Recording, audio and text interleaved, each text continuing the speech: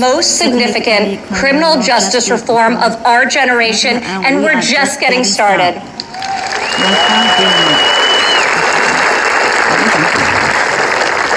My father did not campaign on this issue.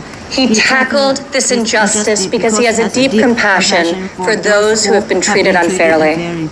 More than rhetoric and political prose, the ability to build consensus and achieve bipartisan success will help heal our country's racial inequities and bring us forward together.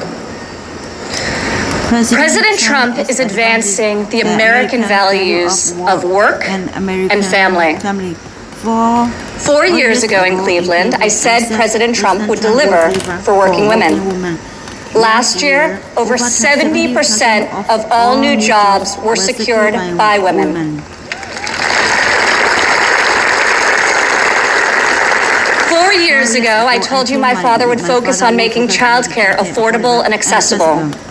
In President Trump's first term, we secured the largest ever increase for child care funding, giving more than 800,000 low-income families great child care at a cost they can afford. As part of Republican tax cuts, in 2019 alone, our child tax credit put over $2,000 into the pockets of 40 million American families. Democrat politicians recently introduced a plan to increase the child tax credit. Yet when I was fighting less than 3 years ago at the president's direction to get Congress to double the child tax credit, not a single Democrat voted to pass the law. We got it done anyway.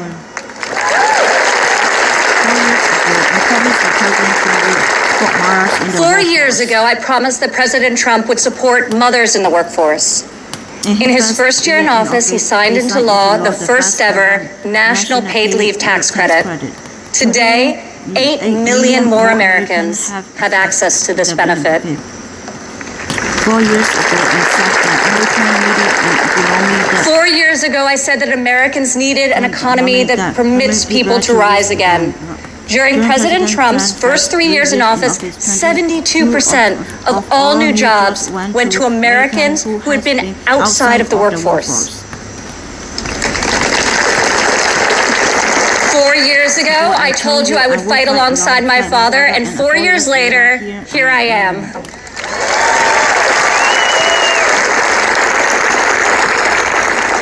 Many of the issues my father has championed are not historically Republican priorities. Yet where Washington chooses sides, our president chooses common sense. Where politicians choose party, our president chooses people.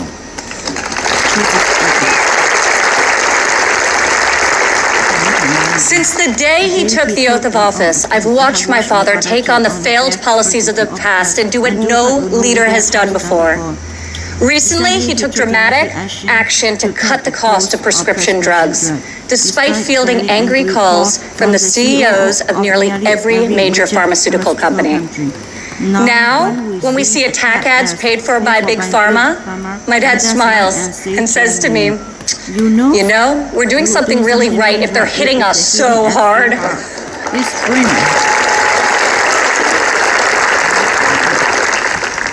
This spring, our president saw that American crops were going to waste because food supply chains were disrupted by the virus.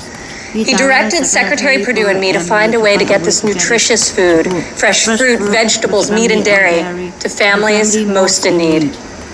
Within a matter of days, we launched the Farmers to Family Food Box program, which has now delivered over 100 million meals into the hands of American families.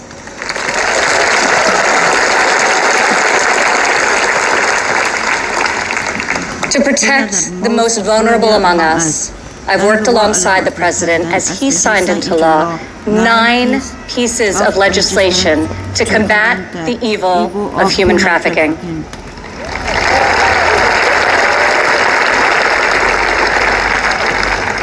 I've stood by my father's side at Dover